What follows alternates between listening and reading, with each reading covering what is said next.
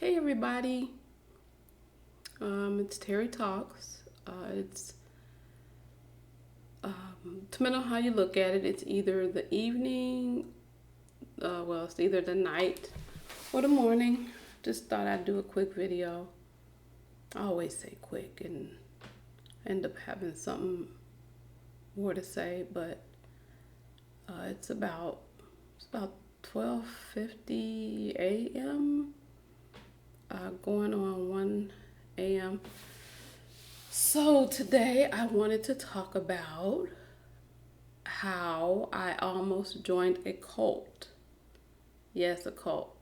Um, Now listen, not on the level of Jim Jones or Heaven's Gate or any of those other like big ones, Hare Krishna or anything like that. But and it wasn't even like a like I sold all my possessions and I was on my way there. I was on a plane or what have you. It wasn't anything as dramatic as that. So like let me give you a little background. So about I want to say 2011. Um, Now sometimes with when things happen, I don't even know how to explain it, like how I happened upon stuff, or at the time, is it something that I needed to see, or whatever. So I had got, and again, I don't know who told me about it, how I found these videos or whatever. I had come across on the YouTube these, this couple videos about called The Truth Behind Hip Hop. And so I'm like, well, what's the truth behind hip hop? What's this about? And so I listened to it, and I'm like, okay.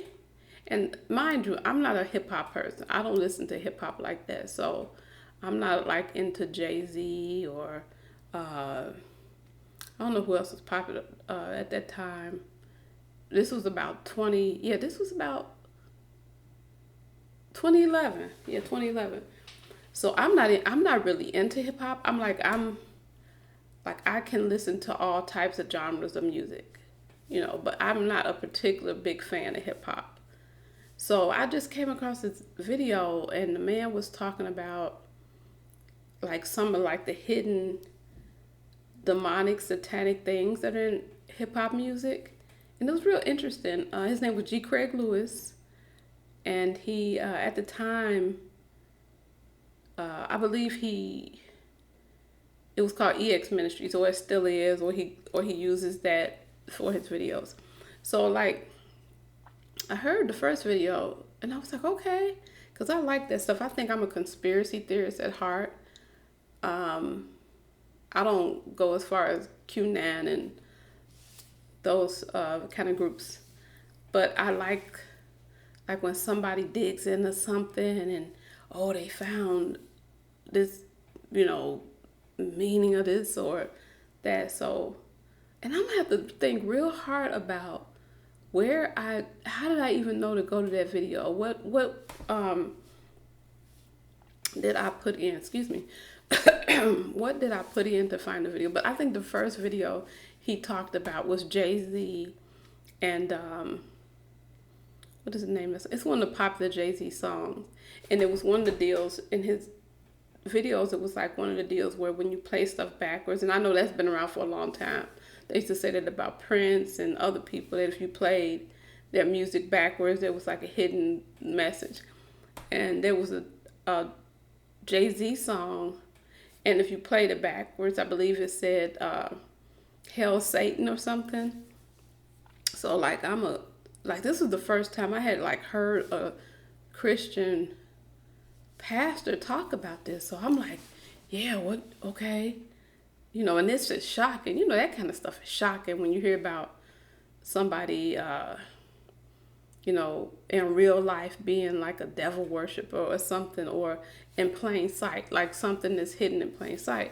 So like I began to explore, like I'm going through YouTube, like there's, first video about Jay-Z, uh, and then he had a bunch of other people like Bone Thugs and Harmony, how he was talking about And like their first album, if you read the message, like, and I think albums were still out when Bone Thugs out first came out, or whatever the words that were in the leaflet, they were like some type of invocation of satanic type stuff.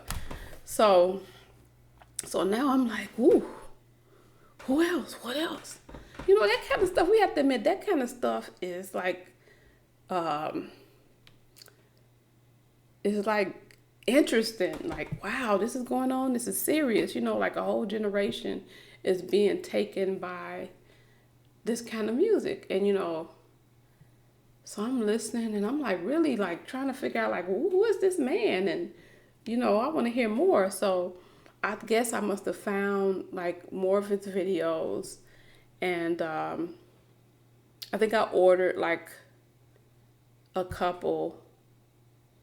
Yeah, I ordered a couple videos, and I mean, man, this stuff was captivating. You know, I'm like, ooh, and he just related like the hip hop music to exposing what the hidden agenda is, and when you and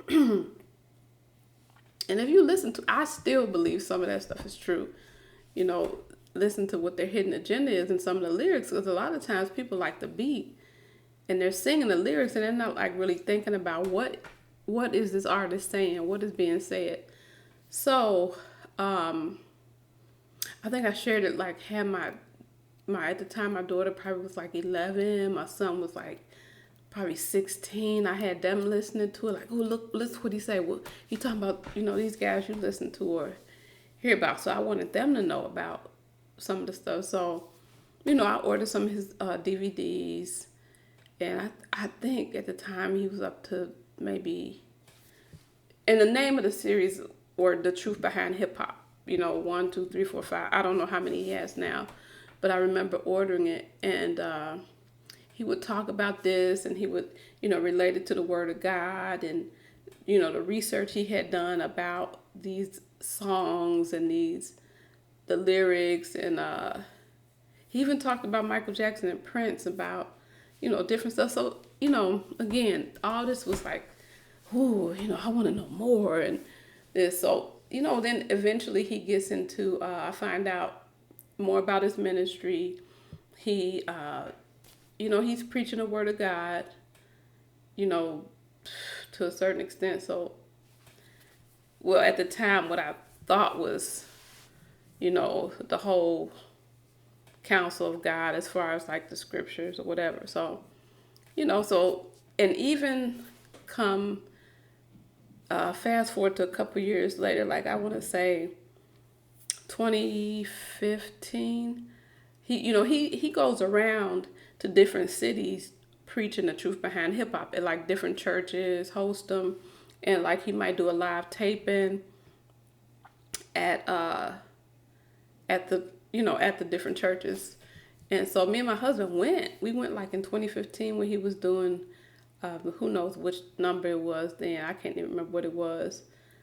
But we went to that, and meanwhile, he's also on social media. He's like on Twitter, and he's on Facebook, but mostly like if you wanted to like interact with him, sorta, you could like ask him questions like on Twitter. And I used to be like, oh, excited, like, oh, okay, G. Craig, answer my question. Or if I had any kind of question, you know, like spiritual question, I'm like, okay, I'm gonna, you know, ask G. Craig about, you know, the things. I mean, I would ask my husband too, but you know, I would say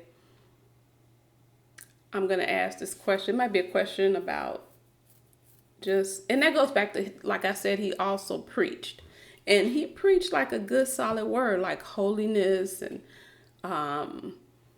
what, like holiness, and like, you know, just like, okay, this is good, you know, living right and whatever. So I followed him, and we went to like live taping. I took a picture with them. We one time my internet was down. This is how much I listened to him. One time my internet was down, and he would put out messages every week. Excuse me. He put out messages every week. I forget what they were called. oh my gosh, I can't remember what they were called. True Church Perspective. So like our internet is down, our Wi-Fi is down. I'm trying to go by the window to see if I can pick up on somebody else's Wi-Fi so I can download this message, or like I'm going to McDonald's to drive to McDonald's. Well, I'm driving to McDonald's to grab some, but I'm also, while I'm in the lobby of McDonald's, sitting in a chair waiting for my food, I'm going to download his messages. So I was really like, okay, this guy is preaching the truth. Oh gosh, I wish we lived closer, or what have you. So we got the bright idea, not we, me. I was talking to him, and so he had the type of ministry where people were like moving down there from like all over the country to come be a part of this ministry. His ministry was in Texas, or is in Texas. So, I had talked to my husband, and like at the time we both were kind of like, I wasn't working. I was a stay-at-home mom for a couple of years. Up until 2019, I was a stay-at-home mom. So I was like, hey, what's like sort of keeping us from moving to Texas? Wouldn't that be a great idea? There's a great ministry, we like what he's preaching, we like what he's saying. And it had even gone as far as somebody from the ministry reaching out to us, telling us about like job opportunities there. Maybe, I forget what else he was telling us, maybe about living, like where to stay and things like that. So, we were like committed to this. We weren't packing up or anything, but we were like, we might just do this. This might be something we, might do. And so we thought about it. I don't know why we didn't do it exactly. I liked his ministry and liked him, but I've still got common sense. At the time, I'm in my 40s, so I'm not like a young person. And to be a young person to like just, throw everything to the wind. You gotta understand, I got a teenage daughter at the time. She was a teenager, 2 small kids, So I was like, we can move, and we had taken steps to try to do it, but we never followed through. So in the meantime, I'm still listening to his tapes. And mind you, I'm more into it than my husband. My husband only knew about G. Craig through me, and we would listen to some of his Truth Behind Hip Hop, because and I still think some of that stuff is relevant and true. I do. But then we were listening to some of his preaching, and then sort of the red flags would go up, like, what'd he say? He said what? He kind of preached, and not to go into a lot of Christian ideologies, but he preached that you can lose your salvation. And I had been, studying my Bible and kind of understanding that was not true. There's eternal salvation. There's eternal salvation. Believes you can't lose your salvation. But he started preaching about, if you do this, you ain't saved no more. You could, or insinuating that. So I'm like, I don't know about that.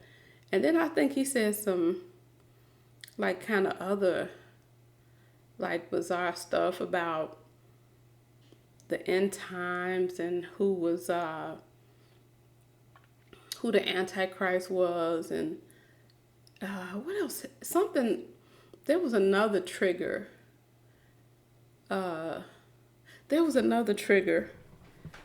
That caused us to not want to do it. Okay, maybe not another trigger, but this is funny. My then probably 3-year-old used to have 2-year-old. She used to have services that would come to the house, like a physical therapist, occupational therapist. What's the other one?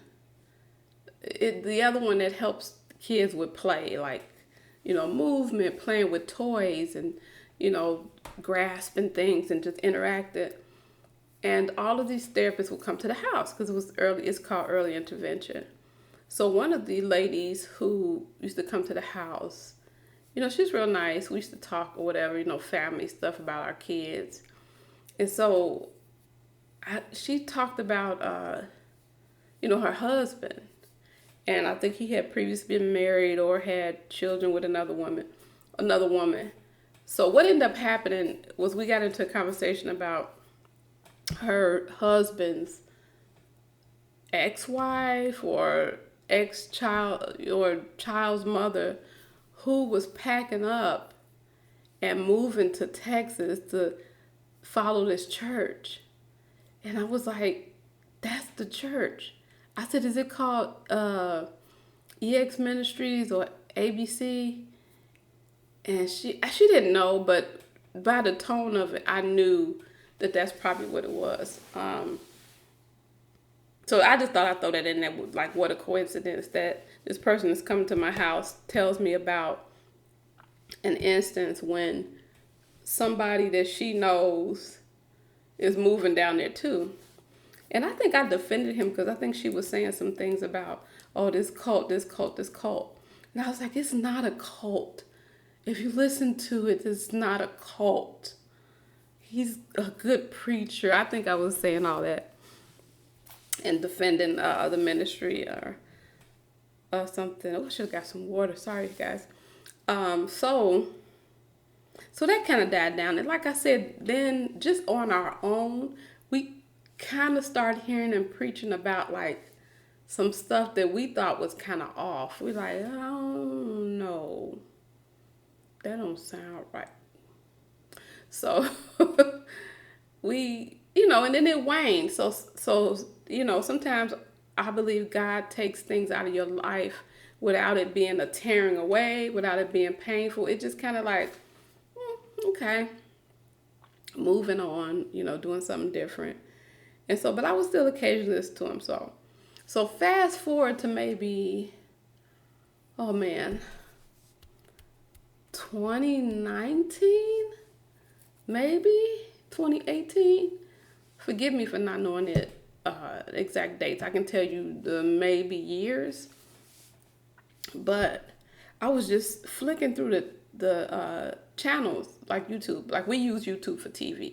We don't have regular cable. Like I don't watch network TV. It's just YouTube. YouTube is our TV. YouTube is like took the place of, Comcast flipping through the channels. So I support content creators because they're my entertainment, my channels, my news, whatever.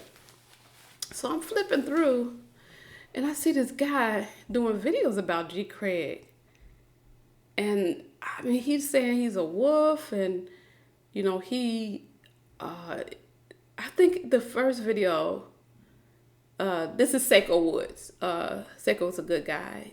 He does a lot of sound preaching and, which I've come to know or whatever. But at the time, I didn't know who this guy was. So I'm like, okay, G. Craig. Now, mind you, G. Craig preached holiness.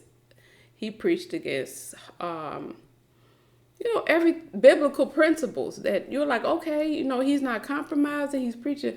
So when I saw a video about, I want to say it was a video of G. Craig's voice on this video of him telling this woman to do something, allegedly. And it sounds just like him, y'all.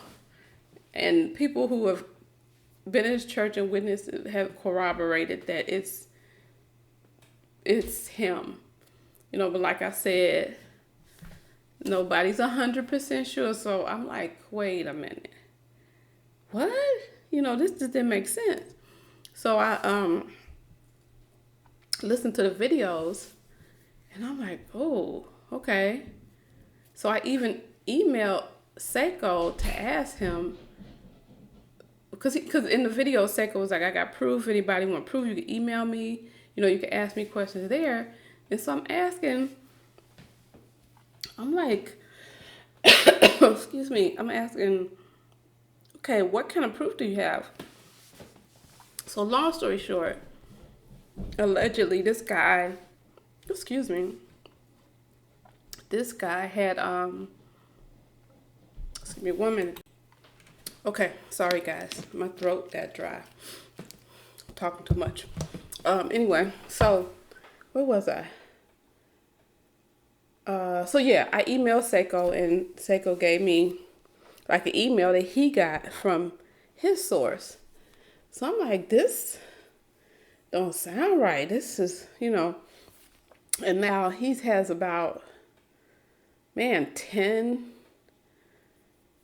or so videos about this, and people who had been in the ministry were giving testimony.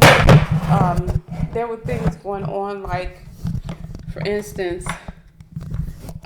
this is from somebody who used to be in the ministry, who was part of, I was watching this other video just recently, and I think I had heard this before, from this guy who said that they used to,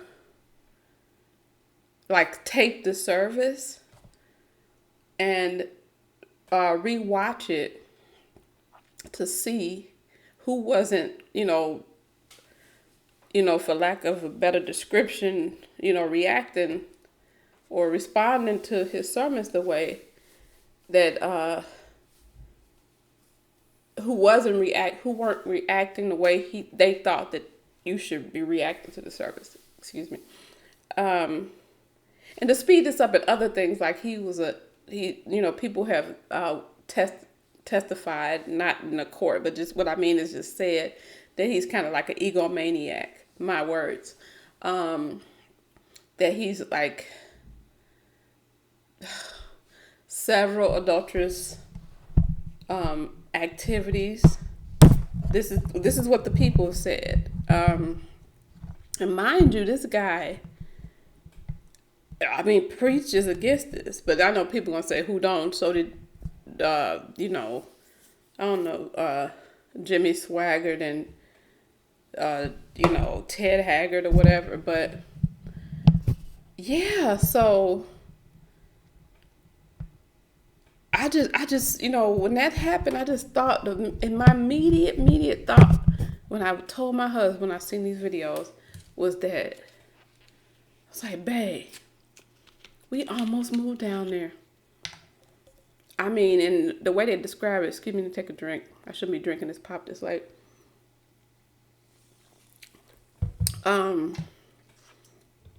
Was that we almost got caught up in that. What if we had moved our whole family down there and, this was how it was? I mean, and the way it's described from the people who've been in the inside and outside is cultish. It's like a cult, somebody leaves the church, you can't talk to them anymore. And this is from these brothers' testimonies that used to be in the church. They have a whole nother YouTube channel too, where this is what they do. They just kind of expose what's going on in there. And so, I found this out probably about, it's going on 4 or 5 years now. But like I said, it wasn't like a Jim Jones Heaven Gate thing where we had our backpacks and our, sold our earthly possession and was wearing potato sack and, cutting our hair and, anything like that. But it's just the fact that we could have moved across country to a church or to a place where this was going on. And I just thank God that we did not, because we could have, we really could have fallen victim to this teaching. And, but like I said, that was a close call. Yeah, that was a close call, because some of the things that I have heard that had went on there are terrible. Like, one of the guys said this, and he was either there or he knows this for a fact, that around the time when the pandemic was going on, that, they were giving out water and I don't know what else it was, but whatever they wanted to for the pandemic. And they said if you weren't a Tide paying member, that you couldn't get no water. So, yeah.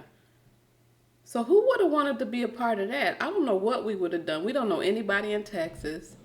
Neither one of us had jobs. I mean, I guess I just got caught up in. I mean, I really, really, really like this teaching the truth behind hip hop videos and some of the stuff. And just because somebody is some way doesn't mean everything is false, but you have to cast doubt on a lot of it. But some of the information he gave about the hip hop stuff was very interesting. Just like there's this other set of videos called the truth. Is it called the truth behind rock and roll? It's another one which he did it first. He did it probably in the early '90s, late '80s. This other guy, who's also a pastor, did one about rock and roll. And as far as I know, they're on the up and up. But yeah, so that was my story about almost joining a cult, getting my family to move all the way across country to Texas. But praise be to God that we did not, and we are safe and we are not there. So just wanted to share that little story, and I thank you for listening, and I'll see you next time. Bye.